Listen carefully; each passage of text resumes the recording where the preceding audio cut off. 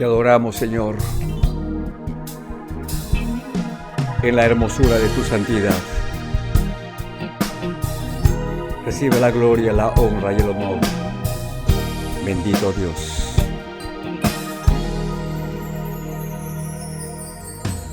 Todo a Cristo yo me entrego con el fin de serle fiel. Para siempre quiero amarle y agradarle solo a Él. Yo me rindo a Él. Yo me rindo a Él. Todo a Cristo yo me entrego. Quiero serle fiel.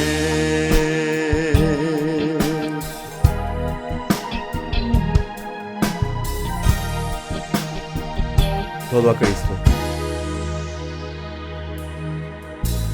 Todo a Cristo yo me entrego con el fin de serle fiel. Para siempre quiero amarle y agradarle solo a Él. Yo me rindo a Él. Yo me rindo a Él. Todo a Cristo yo me entrego. Quiero serle fiel. Yo me rindo a Él. Yo me rindo a Él. Todo a Cristo yo me entrego. Quiero serle fiel. Todo a Cristo yo me entrego. Quiero serle fiel. Quiero serle fiel.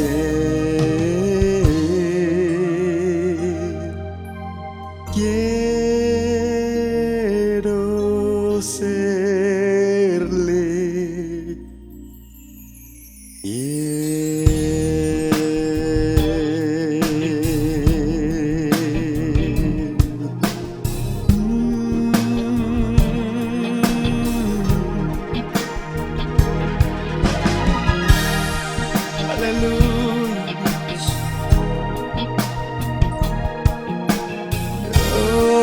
Adoramos, exaltamos.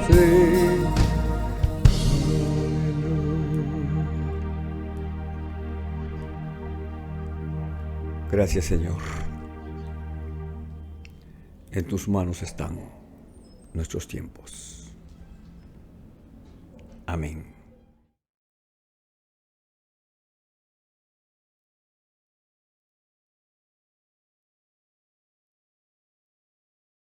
Aleluya. Gloria por siempre al Señor. Rendimos el honor, la alabanza, el poder, la magnificencia, el señorío a aquel que vive por los siglos de los siglos y cuyo nombre es el alto, el sublime, el que habita en las alturas y en la santidad y con el corazón contrito y humillado. El Rey de Reyes, el Señor de Señores, aquel cuyo nombre está sobre todo nombre, que se nombra en este siglo y en el siglo venidero. Nombre ante el cual se dobla toda rodilla de los que están en los cielos, en la tierra y debajo de la tierra, y toda lengua confiesa que Él es el Señor. A Jesucristo, nuestro Salvador, le rendimos nuestra vida. Eso es lo que dice la canción que acabamos de cantar. Todo a Cristo yo me entrego. Quiero serle fiel. A veces no lo logramos. Muchas veces no damos en el blanco. Pero con todo, Dios nos ama. Su amor es eterno. Su amor supera todo lo que podemos entender.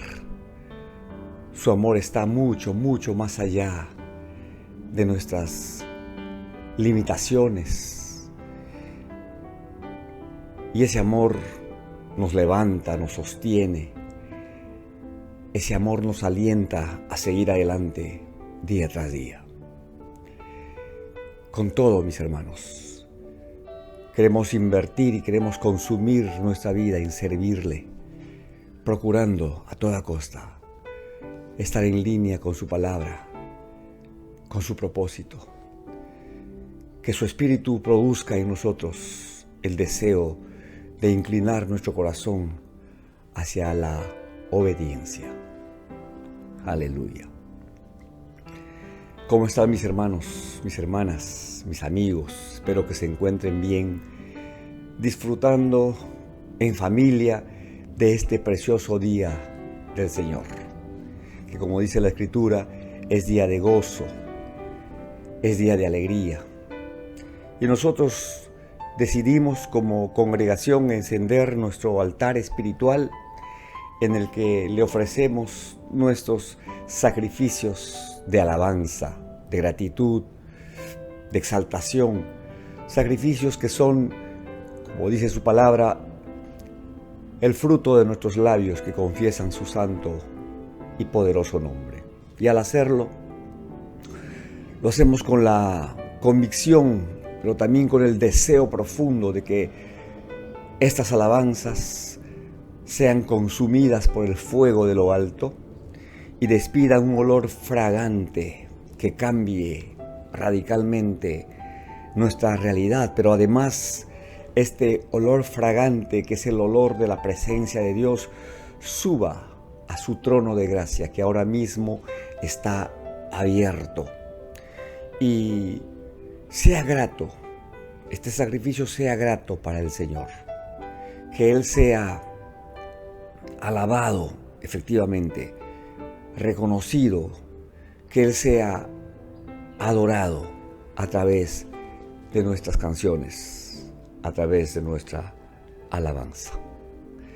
Y ahora sí, nos disponemos a estudiar, a reflexionar en torno a la palabra del Señor. Y estamos en estas semanas viendo el Sermón de la Montaña, este precioso sermón que contiene las enseñanzas fundamentales de nuestro Señor Jesucristo para edificar sobre este fundamento su iglesia. Y ha sido así a lo largo de todos estos siglos. Y nosotros, como sus discípulos, procuramos estar en línea con sus requerimientos y sus demandas establecidas en este sermón. Estamos estudiando los peros de Jesús, las observaciones de Jesús en relación a la ley y a las costumbres imperantes en su tiempo. La semana antepasada, porque la semana pasada tuvimos una pausa obligada por razones de salud, ¿ya? Lo cierto es que la semana antepasada estuvimos viendo el amor, ¿ya? El título de El amor hacia los enemigos. La primera parte, ¿ya? Porque este título, así está registrado en el Evangelio, contiene dos porciones importantes que a su vez tienen dos observaciones de Jesús. Ya vimos la primera, ahora vamos a enfocarnos en la siguiente, ¿ya? Mateo 5, 43 al 48, que dice: Oísteis que fue dicho, amarás a tu prójimo y aborrecerás a tu enemigo. Pero yo os digo, amad a vuestros enemigos, bendecid a los que os maldicen, haced bien a los que os aborrecen y orad por los que os ultrajan y os persiguen, para que seáis hijos de vuestro Padre que está en los cielos, que hace salir su sol sobre malos y sobre buenos, y que hace llover sobre justos e injustos. Porque si amáis a los que os aman, ¿qué recompensa tendréis? ¿No hacen también lo mismo los publicanos? Y si saludáis a vuestros hermanos solamente, ¿qué hacéis de más? ¿No hacen también así los gentiles? Sed pues vosotros perfectos, como vuestro Padre que está en los cielos es perfecto. Que Dios bendiga su santa y poderosa palabra. A ver, mis hermanos, si leen cuidadosamente, si prestan atención a esta porción de la Escritura que acabamos de ver, se van a dar cuenta que las observaciones, los peros de Jesús no eran a la ley y a los escritos antiguos puntualmente, no. Los peros de Jesús eran y son a la interpretación que los escribas y los fariseos le daban a la ley y a los escritos antiguos. Por ejemplo, en el pasaje que hoy estamos estudiando, vemos que Jesús le está hablando al pueblo y les dice: oísteis que fue dicho. ¿A quién oyeron decir? ¿A quiénes se refiere cuando dice oísteis que fue dicho? Se está refiriendo a los fariseos, a los escribas, a los líderes religiosos, aquellos que tenían el encargo, ¿ya?, de trazar la Escritura y de enseñar al pueblo la palabra de Dios. Pero escuchen lo que ellos enseñaban, lo que ellos decían. Ellos decían: amarás a tu prójimo y aborrecerás a tu enemigo. Pero un momento, a ver, ¿eso es lo que realmente decía la escritura antigua? A ver, según vemos en el libro del Levítico, en el capítulo 19, versículos 17 al 18 de este libro, dice así la escritura antigua. Dice: no aborrecerás a tu hermano en tu corazón. Razonarás con tu prójimo para que no participes de su pecado. No te vengarás ni guardarás rencor a los hijos de tu pueblo, sino amarás a tu prójimo como a ti mismo. Yo, Jehová. ¿Se dan cuenta? En alguna parte de esta porción que acabamos de citar, dice que debían aborrecer a sus enemigos. No. Revisen esta porción de Levítico. Observen cuál era el razonamiento de los fariseos. Las Escrituras enseñan que no debo odiar a mi hermano en mi corazón. Pero, ¿qué si no es mi hermano? Dice: no debes odiar a tu hermano en tu corazón. Repito, pero ¿qué pasa si esa persona no es mi hermano, no es mi hermana? ¿Eso me da el derecho y la justificación para odiarlo? Porque no es mi hermano y por lo tanto no está próximo a mí mejor dicho, no es mi prójimo.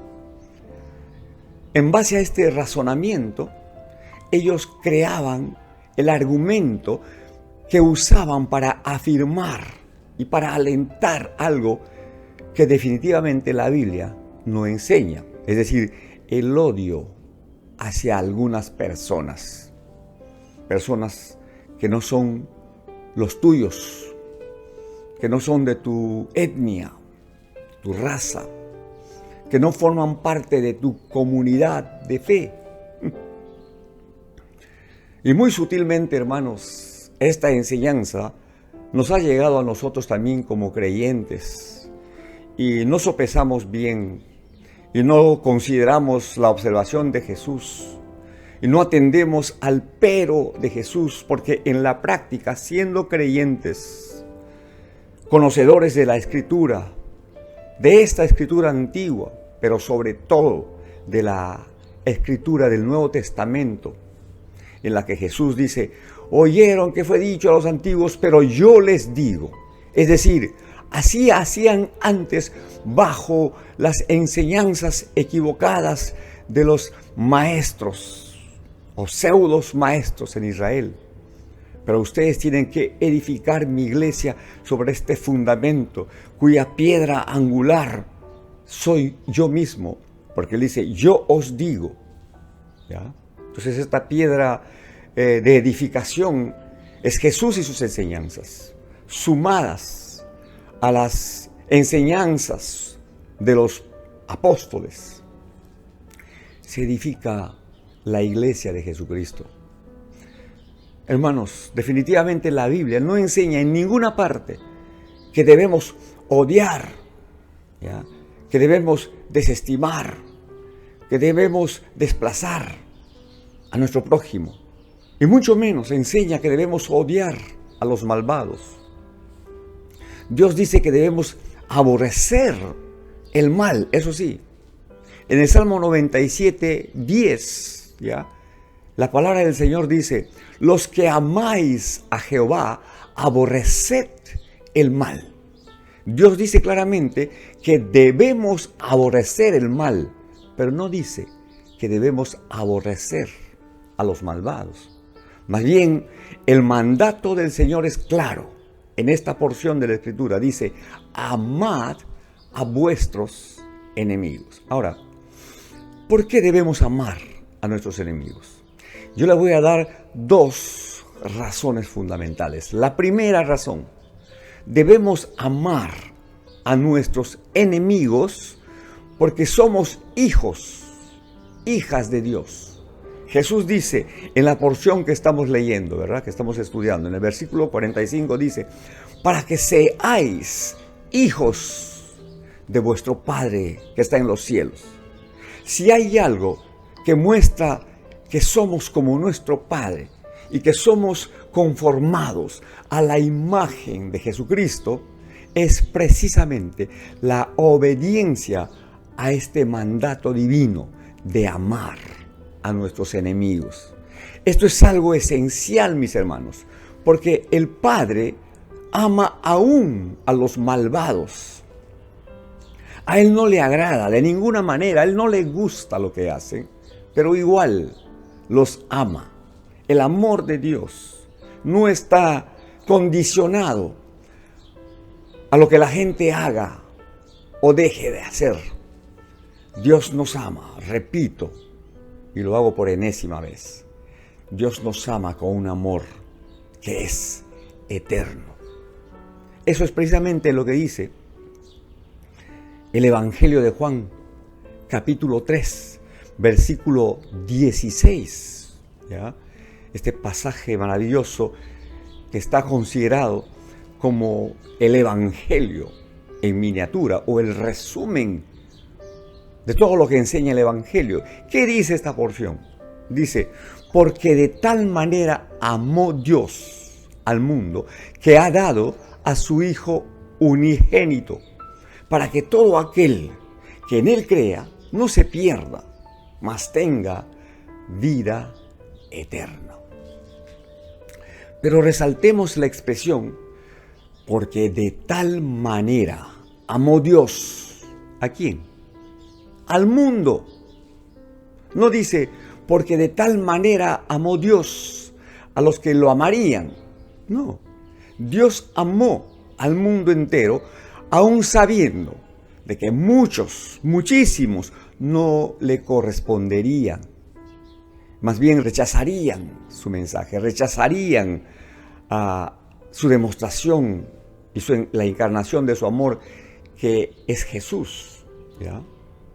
La Biblia es clara cuando dice, aquella luz verdadera que alumbra a todos los hombres venía a este mundo. En el mundo estaba, y el mundo por él fue hecho, y el mundo no lo conoció. Dice más, y está hablando del Verbo encarnado, está hablando de Jesús, está hablando Dios mismo en la persona del Hijo. Dice que a lo suyo, está hablando de su pueblo, a lo suyo vino, y los suyos no le recibieron. Estaban desconectados, creían en la promesa, pero estaban completamente enfocados en su realidad, quejándose y lamentándose, ¿ya? Bajo la esclavitud del Imperio Romano. Estaban completamente desconectados. Pero hubo un grupo de personas que no solamente estaban esperando con ansias la venida del Mesías prometido, sino que identificaron a ese Mesías en la persona de Jesucristo. Por eso continúa el evangelista Juan diciendo, a lo suyo vino, y los suyos no le recibieron. Mas a todos los que le recibieron, y ahí añadimos nuestro nombre, hermanos, siglos después. Mas a todos los que le recibieron, a los que creen en su nombre, les dio potestad de ser hechos hijos de Dios. Debido a nuestra fe en Jesucristo y en virtud a esta promesa, ¿verdad? Ustedes y yo somos ahora hijos de Dios, pero no siempre lo fuimos. Siempre fuimos sus criaturas, hechura de sus manos, pero no siempre fuimos hijos de Dios. Por lo contrario, vivíamos de espaldas a Dios, éramos contrarios a Dios, éramos enemigos de Dios. Pero eso no condicionó el amor de Dios. Más bien Dios abrió los cielos y derramó sobre nosotros gracia abundante, gracia salvadora. Y esa gracia nos alcanzó un precioso día. Escuchamos la palabra, supimos acerca de Jesús y tomamos la decisión de rendirle nuestra vida, reconociendo su señorío, ¿sí? Y atesorando en nuestro corazón su salvación. Entonces, cuando leemos este pasaje de que debemos ser verdaderos hijos de Dios, el cual hace salir su sol sobre buenos y malos, y hace llover sobre justos e injustos, ¿verdad? Nos muestra que Él, como Padre, como creador de todo lo creado, ¿sí?, tiene la potestad para suprimir y restringir sus bendiciones y sus bondades naturales a las personas que no creen en Él, ¿ya? Y derivarlas solamente, exclusivamente a los que son sus hijos. No, el amor de Dios es grande, su misericordia es nueva. Según la revelación de la Escritura, Él no quiere que nadie perezca. Lo que Él quiere es que todos procedan al arrepentimiento y vengan al conocimiento de la verdad.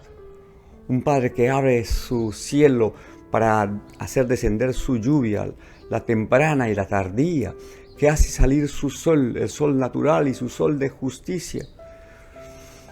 Quiere lo mismo de sus hijos. Mejor dicho, quiere que sus hijos hagan lo mismo, ¿ya? Que amen a todos por igual, sin distinción de personas, que sean portadores de buenas nuevas. Él quiere que sus hijos sean agentes de bendición, sean agentes de reconciliación.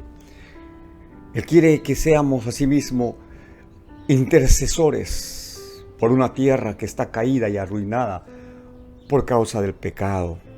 Que podamos levantar nuestra voz para orar e interceder por todos, para que vengan de la presencia del Señor tiempos de abundante refrigerio. No nos toca a nosotros emitir algunos juicios, sobre todo juicios de valor, para determinar quién merece y quién no la gracia salvadora. Esparce las buenas nuevas, ¿sí? Comparte tu pan con el que es hambriento, sea o no sea de tu credo religioso, y aun cuando no fuera un creyente, si lo ves desposeído, si lo ves sufriente, dolido, castigado por la vida, ¿verdad? Muéstrate misericordioso y compasivo y levanta, sostiene, alcanza, abraza. En fin, hermanos, la demanda es enorme, pero es preciosa. El requerimiento de Dios le da propósito, dirección a nuestra vida. Hace que realmente valga el dolor, la pena, la angustia, el sacrificio que demanda muchas veces este camino de fe. No lo hacemos desde nuestra naturaleza, ¿verdad? Es decir, no es el hombre natural que obra así.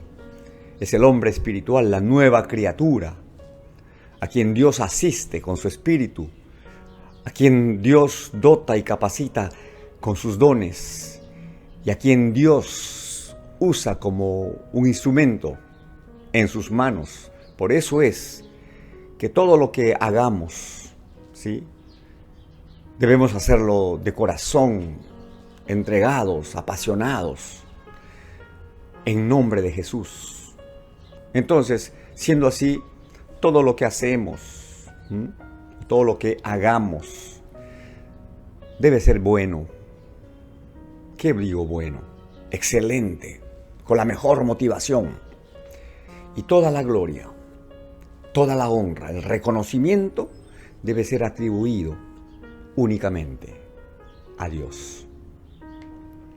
Ahora, cuando algunos leen esta porción de la Escritura en la que dice que el Señor hace salir, nuestro Padre bueno, nuestro Padre justo, nuestro Padre, ¿verdad?, hace salir su sol sobre malos y sobre buenos, y que hace llover sobre justos e injustos, digo que algunos piensan, bueno, eso no es una gran cosa, es común que el sol brille y que llueva, ¿verdad? Según las estaciones, en tiempo de invierno lo más probable es que llueva. Ahora, pero ¿por qué usa el Señor este ejemplo? Siendo que es común y hasta lógico, pues, que llueva y salga el sol. Pero ¿por qué el Señor toma este hecho natural como ejemplo para sustentar su requerimiento? Para enseñarnos, ¿sí?, de que existe una gracia que es común, una gracia divina que es común. El aire que respiramos es el mismo aire que respiramos aquí y en cualquier otro lugar, ¿ya? Entonces, hay una gracia que es común a toda la humanidad, porque Él bien podría hacer que no salga el sol sobre los incrédulos. Él podría hacer que no llueva en la tierra, ¿sí?, sobre todo en la tierra de los incrédulos. Claro que Él podría. Ahora, ¿cómo sabemos que lo puede hacer? ¿Habrá algo imposible para Dios? Por otro lado, Él ya lo hizo antes. ¿Se acuerdan de las 10 plagas que Dios envió a Faraón y a todo Egipto para dejar libre a su pueblo? ¿Se acuerdan? En los capítulos 7 al 11 del libro de Éxodo, ahí está registrado el recuento de las plagas, ¿ya?, con las que Dios castigó a Faraón y a todo Egipto por los más de 400 años de esclavitud en el que mantuvo a su pueblo, trabajando para él, con un trato inhumano. Bueno, lo cierto es que la 9ª plaga fue precisamente la plaga de la oscuridad, de las tinieblas. Y lo vemos en el libro de Éxodo, en el capítulo 10, versículo 22 al 23. Dice así la Escritura Sagrada: Mas Moisés extendió su mano hacia el cielo y durante 3 días todo Egipto se cubrió de densas tinieblas. Resalto, señalo, subrayo. Durante 3 días todo Egipto, ¿ya? Todo Egipto se cubrió de densas tinieblas. En cambio, todos los hijos de Israel, allá en Gosén, ¿verdad?, donde ellos vivían, la tierra de Gosén, ellos tenían luz en sus casas. Hermanos, Dios puede traer densas tinieblas, densa oscuridad sobre aquellos que lo rechazan y hacer que resplandezca la luz sobre aquellos que creen en Él y lo aman. Él podría hacer eso, si así Él lo quisiera, pero no. En lugar de eso, Él opta por dar la luz del sol a toda la humanidad. Ahora, ¿qué de la lluvia? A ver, un poquito de memoria. ¿Recuerdan ustedes cuando el profeta Elías, este profeta del fuego, oró durante el reinado del rey Acab, un rey malvado, corrompido, uno de los reyes que abrió las puertas del paganismo a través de su mujer Jezabel para corromper al pueblo de Israel? ¿Y qué sucedió? La Escritura dice que Elías oró para que no lloviera. Y su pedido fue específico: que no lloviera durante 3 años y medio. Y ahí está la historia. Efectivamente, durante 3 años y medio, la tierra no bebió ni una gota de agua del cielo. Con todo, el corazón de Acab se endureció y atendió más al consejo de su mujer, quien bajo la asesoría y el consejo de sus profetas, sus consejeros espirituales, desafió al Dios eterno, a Jehová, el Dios de los escuadrones de Israel. Y la historia es conocida. Lean, hermanos, la historia completa. Y aún el sol, mis hermanos, el sol se detuvo en un momento, un día que ha desaparecido en la historia del mundo. Un día que no existe. Un día en el que el sol se detuvo. ¿Para qué? Para que el ejército de Jehová prevaleciera. Y está escrito, hermanos, en el libro de Josué, capítulo 16, dice literalmente: y dijo en presencia de su pueblo: Sol, quédate quieto en Gabaón, y luna, detente en el valle de Ajalón. ¿No está escrito esto en el libro de Joser? Que el sol se paró en medio del cielo y no se apresuró a ponerse casi un día entero, y no hubo día como aquel, ni antes ni después de él, habiendo atendido Jehová a la voz de un hombre, porque Jehová peleaba por Israel.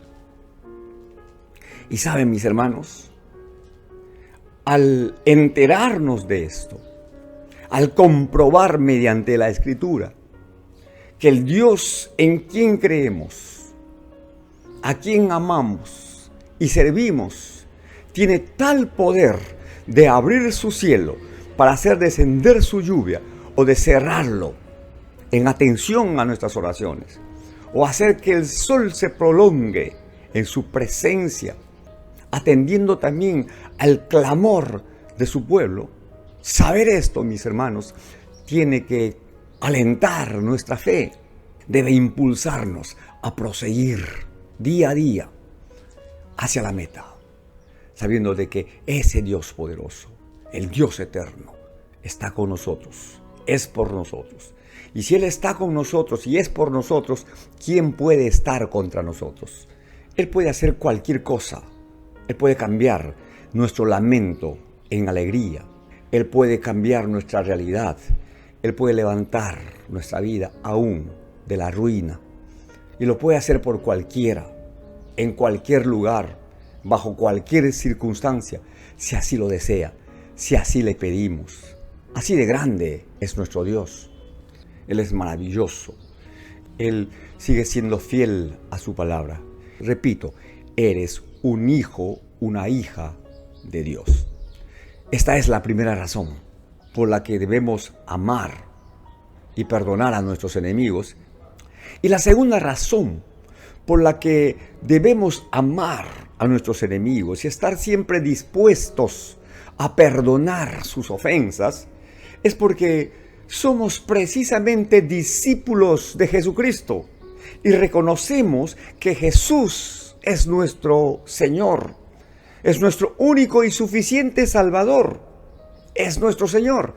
Y aquí tenemos un mandato de nuestro Señor y nuestra obediencia pues pone en evidencia de que somos cristianos de verdad, que nuestro cristianismo es según Cristo, no según nosotros, no según las enseñanzas de los hombres, es según la palabra de Dios. Recuerden que uno de los pilares fundamentales del cristianismo es el señorío de Cristo. En tal sentido, Jesús sigue preguntando, ¿por qué me llaman Señor, Señor, y no hacen lo que yo les digo?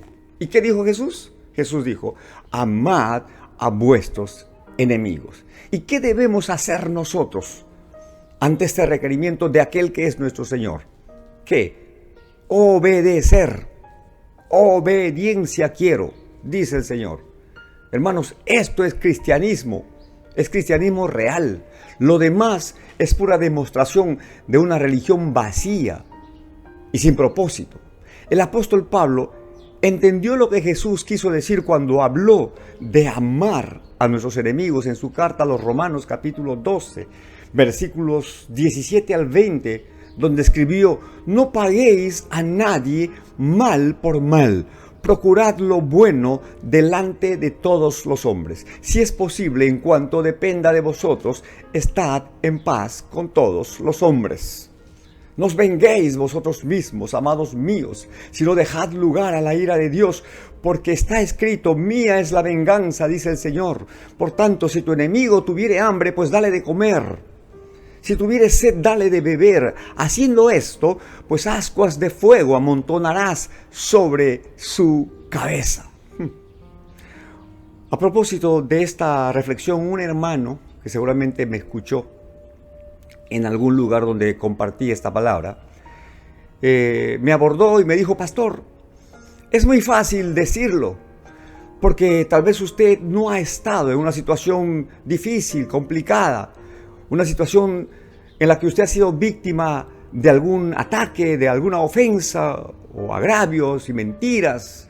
Tal vez a usted no le han estafado, no le han robado, no le han cometido fraude, usted no ha sido golpeado y un largo etcétera. Ay, mi hermano, es verdad, es fácil decirlo. Nadie dijo que es igualmente fácil vivirlo. Es más, Jesús nos dejó enseñanzas claras al respecto. Él dijo, en el mundo ustedes van a tener aflicción, pero tranquilos, confíen, yo he vencido al mundo. Porque estrecha es la puerta y angosto el camino que conduce a la vida eterna, y son pocos los que hallan esta puerta y transitan por este camino. Claro que el cristianismo es difícil. Claro que el cristianismo pone a prueba de qué realmente estamos hechos. El cristianismo, vivido en la práctica, no es para pusilánimes, no es para simples, no. Pero bueno, eso ya nos llevaría a otro tema. Volvemos a nuestra reflexión. Y entonces, ante el requerimiento y la exhortación y la reflexión de este hermano, yo le dije, yo te hago una pregunta, mi amado hermano. ¿Qué es más fácil para ti? ¿Qué es más fácil? ¿Construir o destruir lo que has construido? ¿Dar vida o quitarla? ¿Es más fácil empezar algo o terminarlo?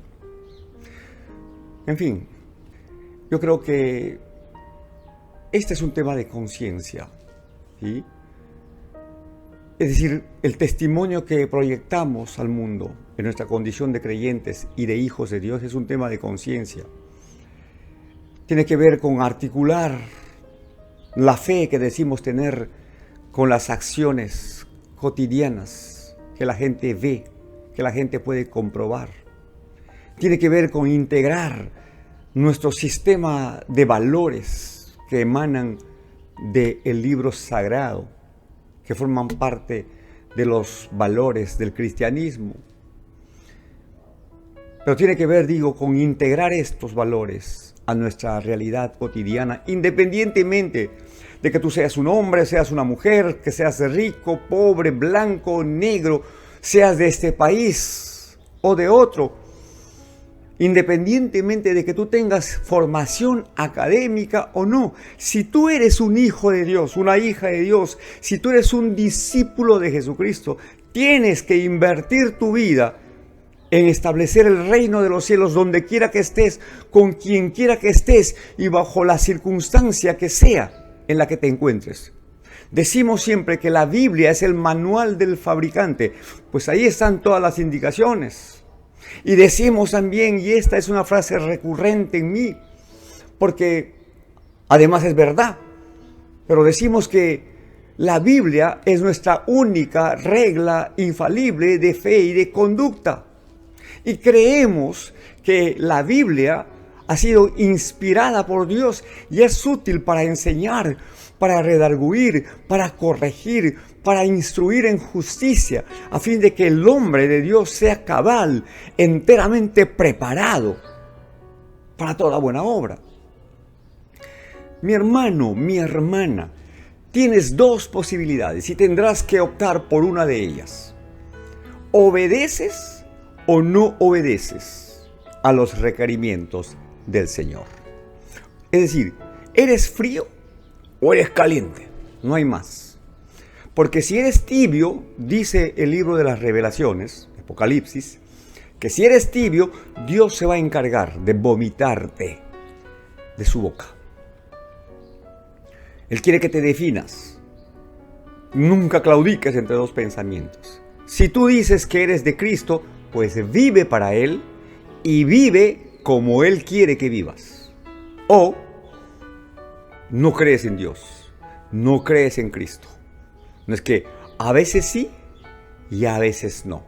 Ese a veces sí y a veces no te convierte en un tibio, timorato, que cuando las papas queman, ahí escondes tu Biblia, que cuando la presión social aumenta, cuando el requerimiento de la gente que no conoce a Dios te hace preguntas, no porque estén interesados acerca de la fe que profesas, sino porque quieren burlarse de ti, quieren liquidarte. Ahí es donde tú tienes que armarte de valor, ¿sí? Y establecer la verdad escritural, trazarla como un obrero que está preparado, perfectamente entrenado, para dar razones de su fe, pero hacerlo con sabiduría, con entendimiento, con discernimiento y con valentía. En fin, tomemos la decisión, hermanos, de caminar rectamente y en obediencia, ¿ya? Una vez más les digo, Dios no nos va a pedir que hagamos lo que no podemos hacer. Y con toda seguridad, Dios nos dará la capacidad para hacerlo. Nosotros hagamos nuestra parte y Él va a hacer la suya, ¿sí? No lo entiendo, Señor. Muchas veces podemos decir así, no lo entiendo, Señor. Me parece ilógico, me parece injusto lo que tú me estás pidiendo. Es más, mi naturaleza humana no lo quiere. ¿Qué es eso de amar a mis enemigos? Hacer bien a los que me maldicen, orar por los que me persiguen, por los que me ultrajan. No es fácil. Repito, en mi fuero interno natural no deseo hacerlo. Pero tomo la decisión de creer que tú sabes mejor que nadie lo que haces. Y aún así me pides que lo haga, pues lo voy a hacer. Y lo hago en fe. Esa debe ser nuestra oración, nuestra actitud. Y el Señor, en respuesta a esta oración, nos dice a través del profeta Isaías: mis pensamientos no son tus pensamientos, ni tus caminos mis caminos, dice el Señor. Porque como son más altos los cielos que la tierra, así son mis caminos más altos que tus caminos y mis pensamientos más que tus pensamientos. Hermano, hermana, aplica esta verdad al terreno espiritual. ¿Qué pierdes? Nada. ¿Qué ganas? Todo. Porque Dios siempre honra lo que está en conformidad con su palabra, en línea con sus requerimientos. En todo caso, quien pierde, ¿ya?, es tu orgullo, tu vanidad, tu autosuficiencia. Hermanos, una buena manera de morir a uno mismo es mediante la práctica del perdón, en obediencia al requerimiento de Jesús. Y el requerimiento de Jesús en relación al perdón es que debemos perdonar 70 veces 7, es decir, permanentemente. Y muchas veces nosotros alegamos ante el Señor y decimos: pero si hago esto, Jesús, pues van a pensar que soy un tonto y que pueden hacer conmigo lo que quieran y encima burlarse. Hombre, que piensen lo que quieran. Tú tómalo como de quién viene. ¿Qué esperas tú de una persona que está hundida en el fango de la inmoralidad, por ejemplo? Que está hundida en la perversión, la injusticia, en la maldad. ¿Esperas algo bueno? ¿Esperas bendiciones, buenos tratos? De ninguna manera. En todo caso, ¿qué te importa más? ¿La opinión de Dios o la opinión de los hombres? Hermano, haz una lista. Y este es un ejercicio espiritual poderoso. Haz una lista de todas las personas que te han herido, que te han lastimado, que te han agraviado. Personas que tú sabes fidedignamente que se han puesto del lado de tus enemigos para señalarte. Con o sin razón, tú eres un creyente. Ahora estás tomando conciencia de que eres un hijo de Dios, una hija de Dios, de un Padre bueno, misericordioso, clemente y lento para la ira. Y entonces ora por estas personas. Intercede por estas personas. Pide por estas personas para que Dios sea propicio a sus necesidades. Entrega esta causa a aquel que juzga con justicia. Desalienta tu corazón de cobrar venganza, de hacer justicia con tus propias manos. Más bien, si alguna de estas personas que se han constituido en tus enemigos tuviere hambre, extiende tu mano, dale de comer. No tienes idea cuánta angustia vas a generar en el corazón de esa persona. Y tampoco tienes idea de cuánta paz te va a embargar, te va a asistir. No tienes idea de qué manera la unción de Dios te va a respaldar cuando hagas eso.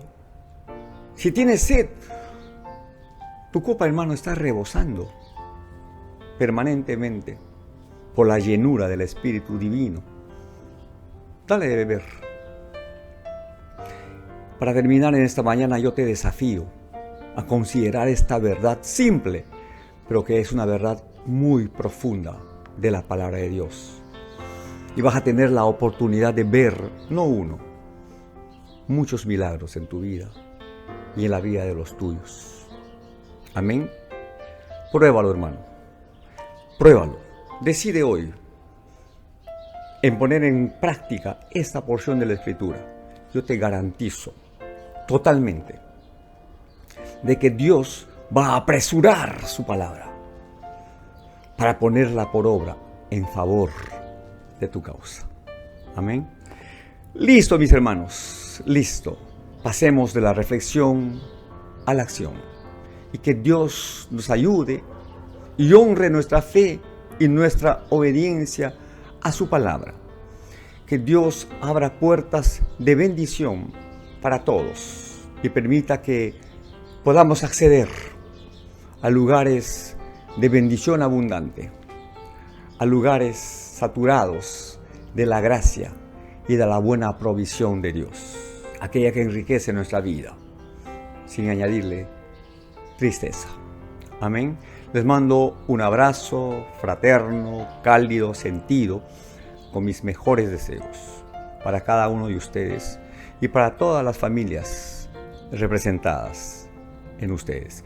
Si el Señor así lo permite, nos vamos a encontrar la próxima semana. Que estén bien. Adiós.